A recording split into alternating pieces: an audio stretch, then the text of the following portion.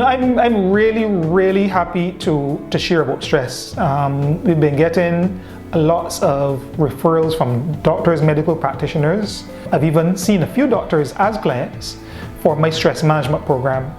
And I think what's unique is that it looks at stress holistically, not just as one thing like burnout.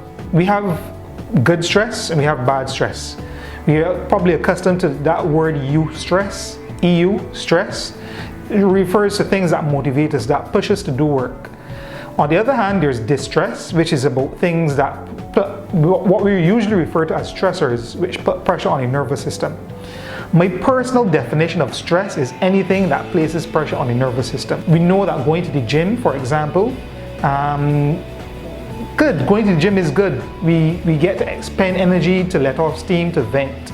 But if we stay in that state for too long, it's actually going to put stress on our body, tearing our muscles, putting pressure on our joints and our ligaments. Every stressor has a place. There's a time for experiencing stressors and there's a time for relaxing. And it's important to know the difference, to know when we've reached a threshold and when we are still within a manageable point. And as we go into an environment, a working environment and a world which is demanding more from us, we must be aware of what's going on, our internal processes. Using the acronym, we're able to identify different markers in people's lives and identify which of them might be out of sync or out of whack, out of alignment, and apply the appropriate treatment or apply the appropriate approach to helping them to overcome the stressor in that particular area. It could come from not eating well, it could come from physical overwork, it could come from the emotional space, the emotions that we harbor or that we take on. Stress could include what we're focusing on, whether we're getting enough rest, enough leisure, finding that work-life balance. These can all be sources of stress.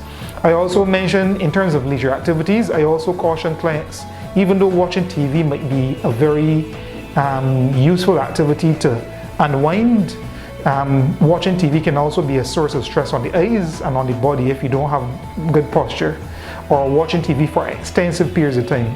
You know, people are watching lots of series on Netflix, etc., but you want to do it in moderation because they actually can be sources of stress.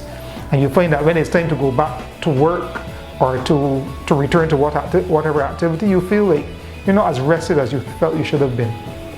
So do be aware and do be mindful of those things which may be stressors and always be willing to moderate and regulate where possible.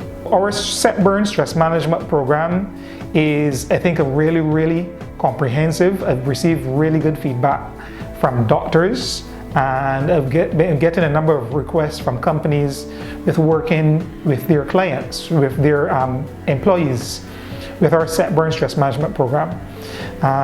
There are different forms. We can do a 1 hour crash course, and we can go into day-long or 2-day long workshops where we ticking off the different indicators, different markers as sources of stress and seeking to address them.